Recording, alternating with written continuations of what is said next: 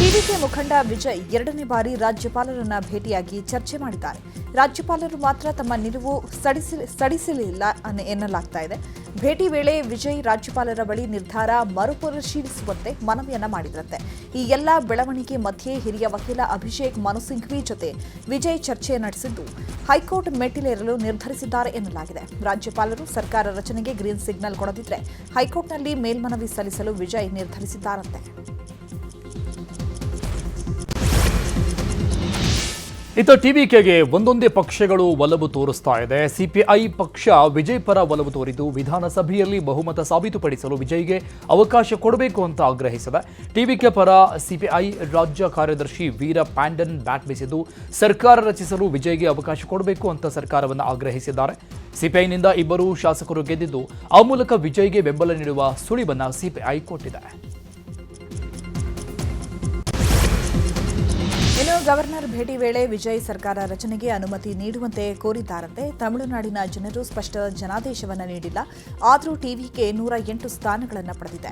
ಪ್ರಮಾಣ ವಚನ ಸ್ವೀಕಾರ ಸಮಾರಂಭಕ್ಕೂ ಮುನ್ನ ಟಿವಿಕೆ ತನ್ನ ಬಹುಮತವನ್ನು ಸಾಬೀತುಪಡಿಸಬೇಕು ಅಂತ ಹೇಳೋದು ಸರಿಯಲ್ಲ. ಟಿವಿಕೆಗೆ ಸದನದಲ್ಲಿ ತನ್ನ ಬಲವನ್ನು ಸಾಬೀತುಪಡಿಸಲು ಅವಕಾಶ ನೀಡಬೇಕು. ಸುಪ್ರೀಂ ಕೋರ್ಟ್ನ ಹಲವಾರು ತೀರ್ಪುಗಳು ಈಗಾಗಲೇ ಈ ಪೂರ್ವ ನಿರ್ದೇಶನವನ್ನು ಸ್ಥಾಪಿಸಿವೆ ಅಂತ ನ್ಯಾಯಾಲಯದ ಹಲವು ತೀರ್ಪುಗಳನ್ನು ಉಲ್ಲೇಖಿಸಿ ಗವರ್ನರ್ ಮನವೊಲಿಸಲು ವಿಜಯ್ ಸರ್ಕಸ್ ಮಾಡ್ತಿದ್ದಾರೆ. ಆದರೆ ರಾಜ್ಯಪಾಲರು ಒಪ್ಪಿಲ್ಲ ಎನ್ನಲಾಗಿದೆ.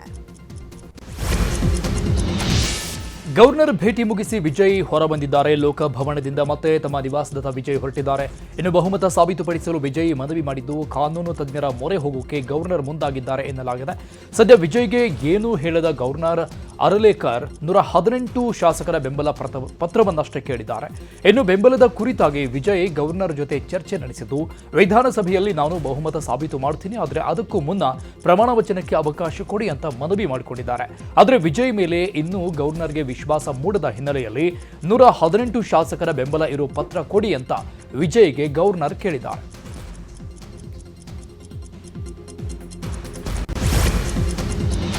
ಇನ್ನು ವಿಜಯ್ ಪರ ಅಭಿಮಾನಿಗಳು ಪ್ರತಿಭಟನೆ ಮಾಡ್ತಿದ್ದಾರೆ. ವಿಜಯ್ ಪ್ರಮಾಣ ವಚನ ಸ್ವೀಕರಿಸಲು ಗವರ್ನರ್ ಅವಕಾಶ ಕೊಡಬೇಕು ಅಂತ ವಿಜಯ್ ಅಭಿಮಾನಿಗಳು ಪ್ರತಿಭಟನೆ ಮಾಡಿದ್ದಾರೆ. ಚೆನ್ನೈನಲ್ಲಿರುವ ಲೋಕಭವನದ ಮುಂದೆ ಸೇರಿದ ಟಿವಿಕೆ ಬೆಂಬಲಿಗರು ಹಾಗೂ ವಿಜಯ್ ಅಭಿಮಾನಿಗಳು ರಾಜ್ಯಪಾಲರ ನಡೆ ಖಂಡಿಸಿ ಪ್ಲಕಾರ್ಡ್ ಹಿಡ್ಕೊಂಡು ಪ್ರತಿಭಟನೆ ಮಾಡಿದ್ದಾರೆ.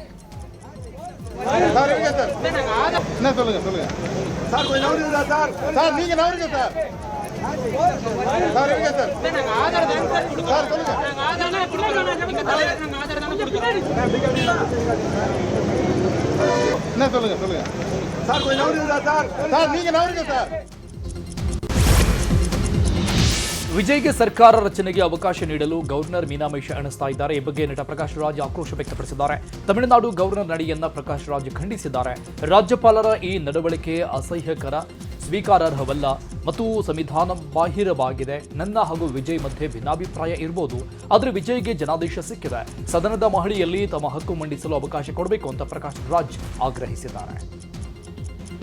ಇನ್ನು ವಿಜಯ್ಗೆ ನಟ ಕಮಲ್ ಹಾಸನ್ ಕೂಡ ಬೆಂಬಲ ಕೊಟ್ಟಿದ್ದಾರೆ. ಸರ್ಕಾರ ರಚನೆಗೆ ವಿಜಯ್ಗೆ ಆಹ್ವಾನಿಸುವಂತೆ ಗವರ್ನರ್ಗೆ ಕಮಲ್ ಹಾಸನ್ ಒತ್ತಾಯಿಸಿದ್ದಾರೆ. ಡಿಎಂಕೆ ಮಿತ್ರ ಪಕ್ಷದ ಶಾಸಕರಿಗೆ ನಟ ವಿಜಯ್ ಗಾಳ ಹಿನ್ನೆಲೆ ಹಂಗಾಮಿ ಸಿಎಂ ಎಂಕೆ ಸ್ಟಾಲಿನ್ ಅಲರ್ಟ್ ಆಗಿದ್ದಾರೆ.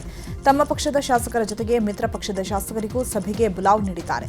ಸಂಜೆ 5:30ಕ್ಕೆ ಸ್ಟಾಲಿನ್ ನಿವಾಸದಲ್ಲೇ ಸಭೆ ನಡೆಯಲಿದೆ. ಇನ್ನು ಸಭೆಗೂ ಮುನ್ನವೇ ಸ್ಟಾಲಿನ್ ವಿಸಿಕೆ ನಾಯಕ ತಿರುಮಾವಳ್ಳನ್ ಭೇಟಿಯಾಗಿ ಇವರ ಜೊತೆಗೆ ಎಡಪಕ್ಷಗಳ ನಾಯಕರಾದಂತಹ ಸಿಪಿಐ ರಾಜ್ಯ ಕಾರ್ಯದರ್ಶಿ ವೀರಪಾಂಡಿಯನ್ ಮತ್ತು ಮಾರ್ಕ್ಸ್ ವಾದಿ ಕಮ್ಯುನಿಸ್ಟ್ ಪಕ್ಷದ ರಾಜ್ಯ ಕಾರ್ಯದರ್ಶಿ ಪಿ ಷಣ್ಮುಗಂ ಕೂಡ ಭೇಟಿಯಾಗಿದ್ದಾರೆ. ರಾಜ್ಯದಲ್ಲಿ ಉಂಟಾಗಿರುವ ಅತಂತ್ರ ಸ್ಥಿತಿಯ ಬಗ್ಗೆ ಸ್ಟಾಲಿನ್ ಜೊತೆ ಚರ್ಚೆ ನಡೆಸಿದ್ದಾರೆ.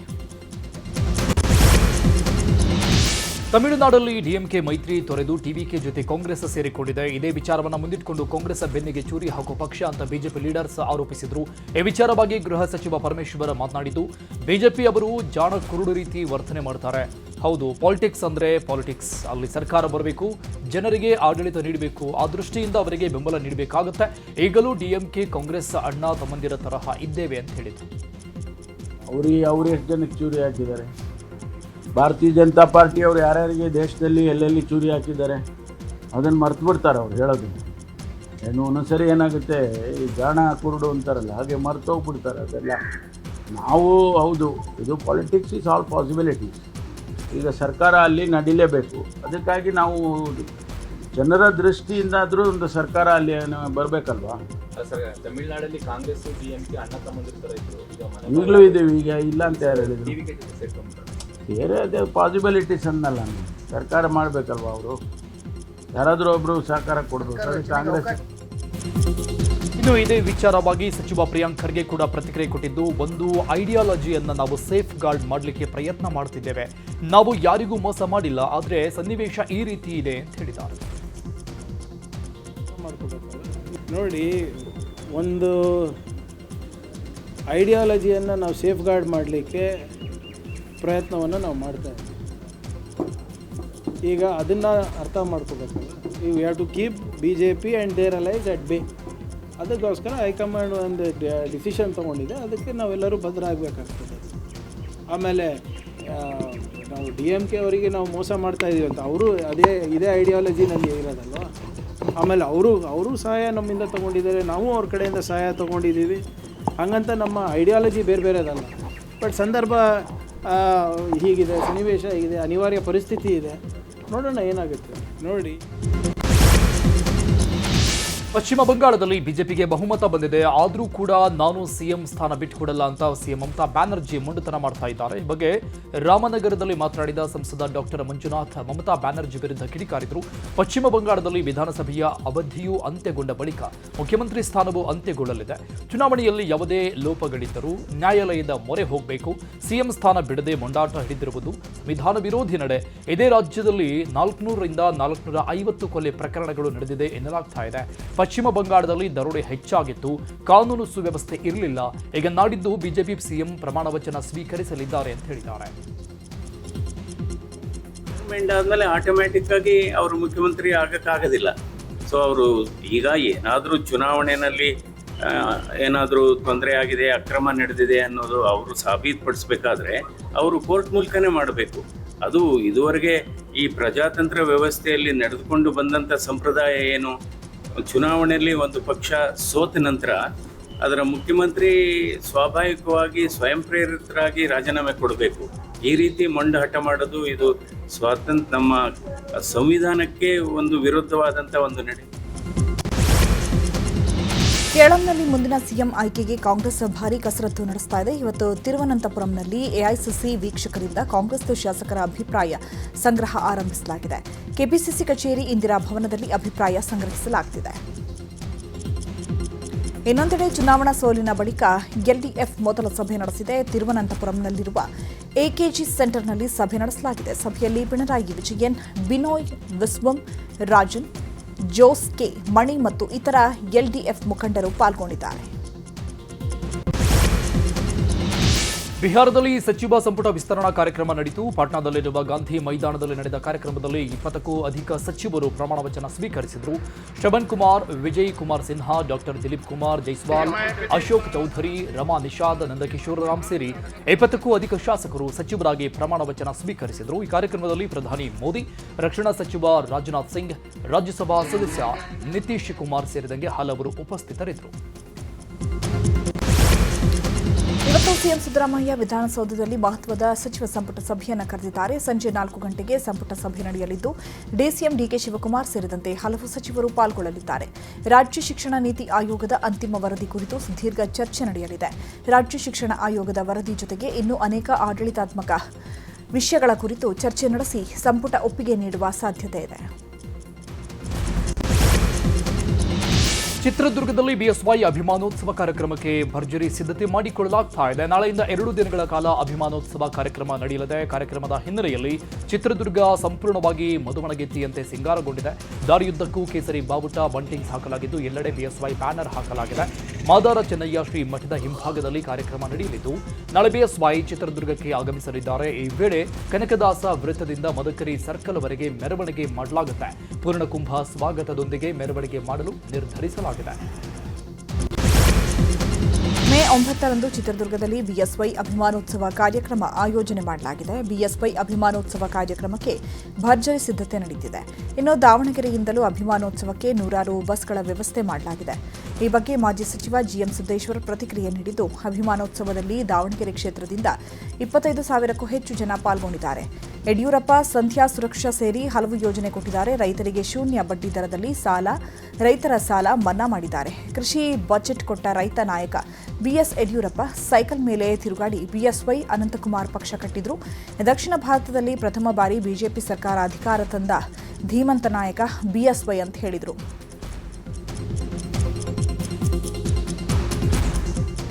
ಯಡಿಯೂರಪ್ಪನವರ ಅಭಿಮಾನೋತ್ಸವ ಕಾರ್ಯಕ್ರಮ ರಾಜ್ಯದ ಮೂಲೆ ಮೂಲೆಯಿಂದ ಸುಮಾರು 9-10 ಲಕ್ಷ ಜನ ಸೇರುವಂಥ ಕಾರ್ಯಕ್ರಮ. ನೂರಾರು ಬಸ್ಸು, 400-500 ಕಾರು ಮತ್ತು ಟ್ರ್ಯಾಕ್ಸ್ಗಳು ನಮ್ಮ ಲೋಕಸಭಾ ಕ್ಷೇತ್ರದಿಂದ ಹೊರಟಿದ್ದಾವೆ. ಸೈಕಲ್ ಮೇಲೆ ಓಡಾಡಿ ಪಕ್ಷವನ್ನು ಅವರು ಅನಂತಕುಮಾರ್ ಕಟ್ಟಿ ಬೆಳೆಸಿ ಮೊದಲನೇ ಬಾರಿಗೆ ದಕ್ಷಿಣ ಕರ್ನಾಟಕದಲ್ಲಿ ಭಾರತೀಯ ಜನತಾ ಪಕ್ಷವನ್ನು ಅಧಿಕಾರಕ್ಕೆ ತಂದಂಥ ಧೀಮಂತ ನಾಯಕ ಯಡಿಯೂರಪ್ಪನವರ ಅಭಿಮಾನೋತ್ಸವ ಕಾರ್ಯಕ್ರಮ ರಾಜ್ಯದ ಮೂಲೆ ಮೂಲೆಯಿಂದ. ಮಂಡ್ಯ ಜಿಲ್ಲೆ ಪಾಂಡವಪುರ ತಾಲೂಕಿನ ಮೇಲುಕೋಟೆ ವಿಧಾನಸಭಾ ಕ್ಷೇತ್ರದಲ್ಲಿ ಜೆಡಿಎಸ್ ಆಟ್ 25 ಕಾರ್ಯಕ್ರಮ ನಡೀತಾ ಇದೆ. ಮಾಜಿ ಸಚಿವ ಸಿಎಸ್ ಪುಟ್ಟರಾಜು ನೇತೃತ್ವದಲ್ಲಿ ಪಾಂಡವಪುರದ ಪಾಂಡವ ಕ್ರೀಡಾಂಗಣದಲ್ಲಿ ಕಾರ್ಯಕ್ರಮ ನಡೀತಾ ಇದೆ. ಕಾರ್ಯಕ್ರಮಕ್ಕೆ ಆಗಮಿಸಿದ ನಿಖಿಲ್ಗೆ ಬೃಹತ್ ಹೂವಿನ ಹಾರ ಹಾಕಿ ಕಾರ್ಯಕರ್ತರು ಸ್ವಾಗತ ಮಾಡಿದರು. ಬಳಿಕ ಕಾರ್ಯಕ್ರಮವನ್ನು ದೀಪ ಬೆಳಗುವ ಮೂಲಕ ನಿಖಿಲ್ ಕುಮಾರಸ್ವಾಮಿ ಉದ್ಘಾಟಿಸಿದರು. ಬಳಿಕ ಕಾರ್ಯಕ್ರಮದಲ್ಲಿ ಮಾತನಾಡಿದ ಸಿಎಸ್ ಪುಟ್ಟರಾಜು, ತಮಿಳುನಾಡಿನ ಚುನಾವಣೆಯಲ್ಲಿ ನಟ ವಿಜಯ್ ಗೆದ್ದ ರೀತಿ ದೇವೇಗೌಡರ ವಂಶದ ಕುಡಿ ಎದ್ದು ಬರುತ್ತೆ. ನಿಖಿಲ್ ಮೇಲೆ ದೈವ ಶಕ್ತಿ ಇದೆ, ಮುಂದೆ ವಿಜಯ ಸಾಧಿಸಲಿದ್ದಾರೆ ಅಂತ ಹೇಳಿದ್ದಾರೆ. ಉದ್ದೇಶಿಸಿ ಮಾತನಾಡಬೇಕಾಗಿ ಕೋರ್ಕೊಳ್ತಾ ಇದ್ದೇನೆ. ಚಿಂತಾಮಣಿಯ ಚೈತನ್ಯದ ಚಿಲುಮೆ ಇವರು ಅಂತ ಹೇಳಿದ್ರೆ ತಪ್ಪಾಗ್ಲಿಕ್ಕಿಲ್ಲ. ಜೆಡಿಎಸ್ ಪಕ್ಷದ ಸಂಘಟನೆಯಲ್ಲಿ ಚಾಣಕ್ಯ ನೀತಿಯನ್ನ ಅನುಸರಿಸ್ತಾ ಶಿಸ್ತು ಮತ್ತು ಸೌಮ್ಯತೆಗೆ ಹೆಸರಾದವರು. ಒಳ್ಳೆ ದಿನ ಕಾರ್ಯಕ್ರಮ ಹಾಕೊಂಡ್ಬಿಟ್ಟಿದ್ದೀರಿ. ಬಹಳ ಮದುವೆಗಳಿವೆ, ಮುಗಿಸಿ ಎಷ್ಟೊತ್ತಾದ್ರೂ ಕಾರ್ಯಕ್ರಮಕ್ಕೆ ನಾನು ಬಂದೋಯ್ತೀನಿ.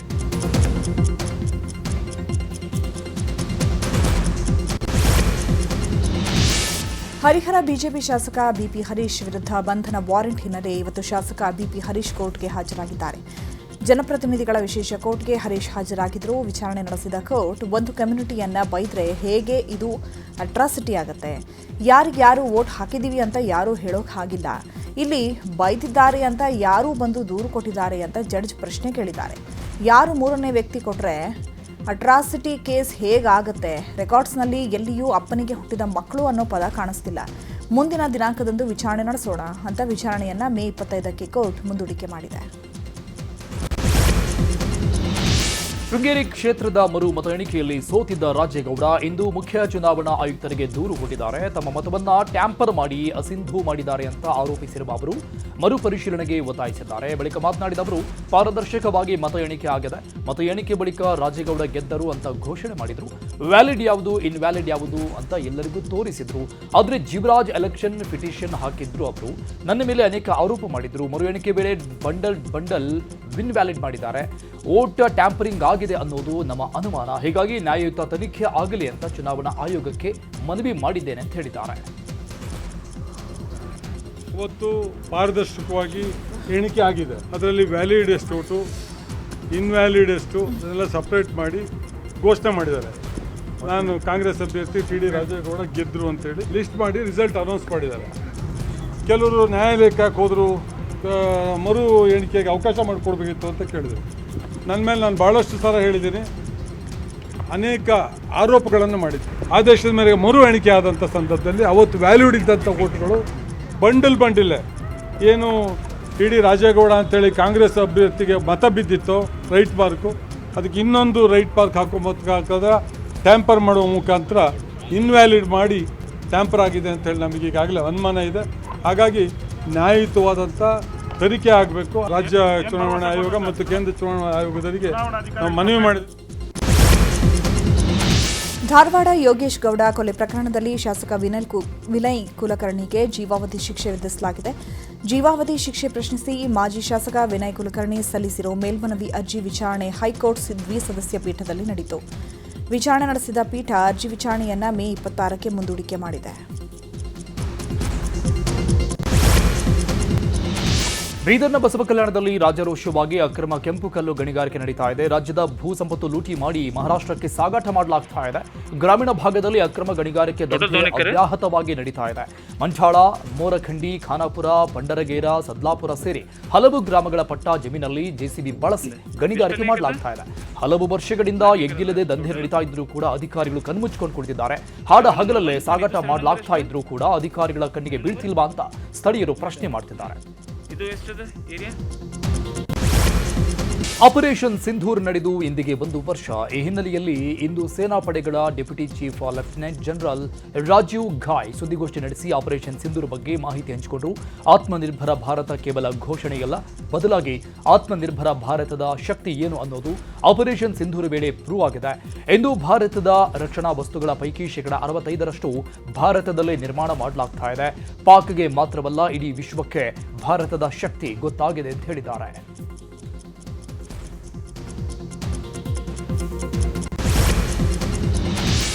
ಅಮೆರಿಕದಲ್ಲಿ ವೀರಶೈವ ಲಿಂಗಾಯತ ಸಮಾಜ ಮೇರಿಲ್ಯಾಂಡ್, ವರ್ಜಿನಿಯಾ ಮತ್ತು ಡಿಸಿ ಚಾಪ್ಟರ್ಸ್ ವತಿಯಿಂದ ಗುರು ಬಸವ ಜಯಂತಿ ಆಚರಣೆ ಮಾಡಲಾಗಿದೆ. ಕಾರ್ಯಕ್ರಮದಲ್ಲಿ ಮಕ್ಕಳು ಹಾಗೂ ಸಮುದಾಯದ ಸದಸ್ಯರಿಂದ ಭಕ್ತಿ ಗೀತೆಗಳ ಗಾಯನ, ವಚನಗಳ ಗಾಯನ ಮತ್ತು ನೃತ್ಯ ಪ್ರದರ್ಶನ ಮಾಡಲಾಯಿತು. ಈ ಕಾರ್ಯಕ್ರಮದ ಮೂಲಕ ಬಸವೇಶ್ವರ ಅವರ ಸಮಾನತೆ, ದಾಸೋಹ ಮತ್ತು ಕಾಯಕ ತತ್ವಗಳನ್ನು ಸ್ಮರಿಸುತ್ತಾ ಅವರ ಆದರ್ಶಗಳನ್ನು ಮುಂದಿನ ಪೀಳಿಗೆಗೆ ಪರಿಚಯಿಸುವ ಉದ್ದೇಶದಿಂದ ಕಾರ್ಯಕ್ರಮ ನಡೆಸಲಾಯಿತು. ಐಪಿಎಲ್ ಫೈನಲ್ ಪಂದ್ಯ ಅಹಮದಾಬಾದ್ಗೆ ಶಿಫ್ಟ್ ಆಗಿದೆ. ಈ ಬಗ್ಗೆ ಗೃಹ ಸಚಿವ ಪರಮೇಶ್ವರ್ ಪ್ರತಿಕ್ರಿಯೆ ಕೊಟ್ಟಿದ್ದು, ಭದ್ರತೆ ವಿಚಾರವಾಗಿ ಯಾವುದೇ ಕಂಪ್ಲೇಂಟ್ ಬಂದಿಲ್ಲ. ಅಧಿಕೃತ ಮಾಹಿತಿ ಏನಂದ್ರೆ, ಅಹಮದಾಬಾದ್ನಲ್ಲಿ ಸೀಟ್ ಕ್ಯಾಪಾಸಿಟಿ ಜಾಸ್ತಿ ಇದೆ. 7,000 ಸೀಟ್ ಸ್ಪಾನ್ಸರ್ಸ್ಗೆ ಕೊಡಬೇಕಾಗುತ್ತೆ. ಕಮರ್ಷಿಯಲ್ ವರ್ಕೌಟ್ ಆಗಲ್ಲ. ಶಾಸಕರು ಟಿಕೆಟ್ ಕೇಳಿದ್ದಕ್ಕೂ ಪಂದ್ಯ ಶಿಫ್ಟ್ ಆಗೋದಕ್ಕೂ ಸಂಬಂಧ ಇಲ್ಲ ಅಂತ ಹೇಳಿದ್ರು. ಇನ್ನು ಸಚಿವ ಪ್ರಿಯಾಂಕ್ ಖರ್ಗೆ ಮಾತನಾಡಿ, ಮ್ಯಾಚ್ಗಳು ಗುಜರಾತ್ಗೆ ಹೋಗ್ತಾ ಇದೆ, ಬಂಡವಾಳವು ಗುಜರಾತ್ಗೆ ಹೋಗ್ತಾ ಇದೆ. ಬಿಸಿಸಿಐ, ಐಸಿಸಿನಲ್ಲಿ ಜೈಶಾ ಇದ್ದಾರೆ, ಅವರಿಗೆ ಬೇಕಾದ ಹಾಗೆ ಮಾಡ್ತಾ ಇದ್ದಾರೆ. ಕಂಪನಿಗಳಲ್ಲಿ ಪ್ರಿಫರೆನ್ಸ್ ಕರ್ನಾಟಕ ಅಂತ ಹಾಕಿದ್ರೂ ಕೂಡ ಆ ಕಂಪನಿಗಳು ಗುಜರಾತ್, ಅಸ್ಸಾಂ ಪಾಲಾಗ್ತಾ ಇದೆ ಅಂತ ಆರೋಪಿಸಿದ್ದಾರೆ. ನಮಗೆ ಅನಧಿಕೃತವಾಗಿ ಬಂದಿದ್ದ ಮಾಹಿತಿ ಏನು ಅಂತ ಹೇಳಿದ್ರೆ, ಅವರು ಇಲ್ಲಿ 33,000 ಸೀಟ್ಸ್ ಇದೆ. ಅದರಲ್ಲಿ ಒಂದು 7-8 ಸಾವಿರ ಪಾಸಸ್ಸು ಅದು ಇದು ಎಲ್ಲ VIP ಗಳಿಗೆ ಮತ್ತು ಅವರ ಸ್ಪಾನ್ಸರರ್ಸ್ಗೆ RCB ಅವರಿಗೆ ಕೊಡಬೇಕು. ಆಮೇಲೆ RCB ಅವ್ರ ಮೇಲೆ ಯಾರು ಆಡ್ತಾರೆ ಮ್ಯಾಚು ಅವ್ರಿಗೆ ಕೊಡಬೇಕು. ಅವರೇ ಒಂದು 7-8 ಸಾವಿರ ಸೀಟ್ಸನ್ನು ಬ್ಲಾಕ್ ಮಾಡ್ತಾರಂತೆ. ಅದಕ್ಕಾಗಿ ಅವ್ರು ಉಳಿಯೋದೇ ಒಂದು 25,000 ಉಳಿಯುತ್ತೆ. ಅದು ಕಮರ್ಷಿಯಲಿ ಅವರಿಗೆ ವರ್ಕೌಟ್ ಆಗೋದಿಲ್ಲ. ಅದಕ್ಕೆ ನಾವು ಅಹಮದಾಬಾದಲ್ಲಿ 1,00,000 ಸೀಟ್ ಅರೇಂಜ್ಮೆಂಟ್ ಇರುತ್ತೆ ಅಂಥೇಳಿ ಶುರುವಿನಿಂದನೂ ಅದೊಂದು ಚರ್ಚೆ ನಡೀತಾ ಇತ್ತು. ಅದಕ್ಕೂ ಸಂಬಂಧ ಇಲ್ಲರಿ. ಅದಕ್ಕೆ ಎಷ್ಟು ಸಾವಿರ ಕೊಟ್ಟಿರ್ತೀವಿ, 4 ಪಾಸ್ ಕೊಟ್ಬಿಟ್ರೆ ಏನಾಗುತ್ತೆ, ಅದಕ್ಕೂ ಸಂಬಂಧ ಇಲ್ಲ. IPL ಗುಜರಾತ್ ಹೋಗ್ತಾ ಇದೆ, ಸೆಮಿ ಕಂಡಕ್ಟರ್ಗಳು ಗುಜರಾತ್ ಹೋಗ್ತಾ ಇದೆ, ಬಂಡವಾಳ ಗುಜರಾತ್ ಹೋಗ್ತಾ ಇದೆ. ಪ್ರಧಾನಮಂತ್ರಿ ಅಲ್ಲ, ಇನ್ನು ಗುಜರಾತ್ ಮುಖ್ಯಮಂತ್ರಿ ಏನೇ ಇದ್ದಾರೆ, ಅವರು ಏನಕ್ಕೆ ಹೋಗ್ತಿದ್ರೆ ಏನಿಲ್ಲ, ಏನು ಭದ್ರತೆ ಇಲ್ವಾ, ಏನಿಲ್ಲ, ಮುಂಚೆ ನಡೆಸಿಲ್ವಾ ನಾವು ಇಲ್ಲೆಲ್ಲ? ಅಲ್ಲಿ ಯಾರು ಇರೋದು? BCCI, ICCನಲ್ಲಿ ಯಾರು ಇರೋದು ಹೇಳಿ? ಜೈಶಾ ಅವ್ರು ಇರೋದು. ಮನ್ಸಿಗೆ ಬಂದಂಗೆ ಬೆಂಗಳೂರಿಗನ ಹಾಕ್ತಾರೆ, ಹೈದ್ರಾಬಾದಿಗನ ಹಾಕ್ತಾರೆ, ಗುಜರಾತಿಗನ ತಗೋತಾರೆ. ಹೆಂಗ್ರಿ ಹೋಯ್ತು 6 ಸೆಮಿ ಕಂಡಕ್ಟರ್ ಇಂಡಸ್ಟ್ರಿಗಳು ಇದಕ್ಕೆ, ಗುಜರಾತಿಗೆ ಬಂಡವಾಳ